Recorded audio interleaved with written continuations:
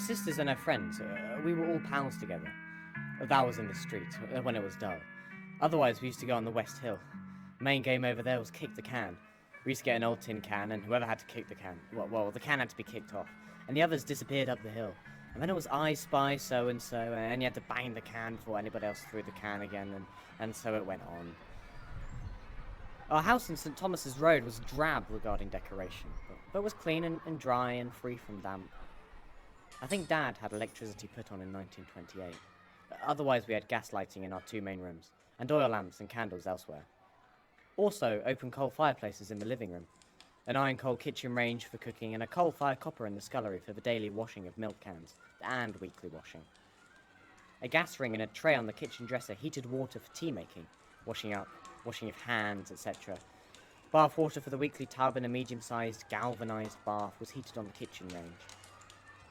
I do claim against my poor educational showing with my other activities at this time. Every morning before school, I would go with my father to meet Mr. Thomas with milk at the main Alexandra Park gates, and carried back to the house about 1.5 gallons of milk. I was excused from doing this task on Sunday. I was in the Scouts and the choir at All Souls Church, so it was choir practice Tuesdays and Thursdays, Scouts on Fridays, and church singing 3 times on Sunday. The church was 1 mile from home, so this walking alone was about 6 miles. After my confirmation at 12, I was also expected to be at the early communion at 7 or 8 o'clock.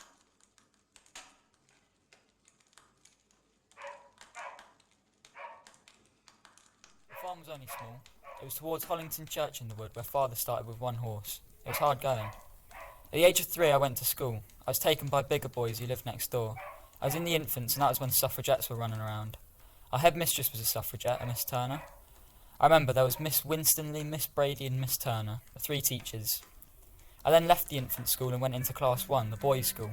I was growing up then. I can remember the coronation of King George V.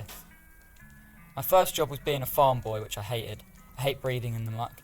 You don't know what farming is like when you have to get bucketfuls of snow to melt it because we had no water in the house, only the well water. Picking up the horrible little potatoes and gooseberries, which I hated.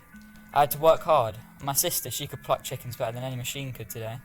Dad had killed pigs, you see, in the 1914 to 1918 war. We made our own sausages, had eggs in crocks, pickled pork. We used to make several pounds of sausages per week. My Auntie Kate used to bake bread in those days. We had bread with big raisins in, lovely fruity raisins, and of course I made the butter. We called at 7, Eversfield Place. That was one of the places where we sold them pork, chicken and eggs. And Winnie the cook asked me if I'd like to come in, and I loved it, going to the kitchen, because in those days the hotel was good, clean, with the best of food. People were wonderful, Mr. and Mrs. Stone, and that was where I started work in the kitchen.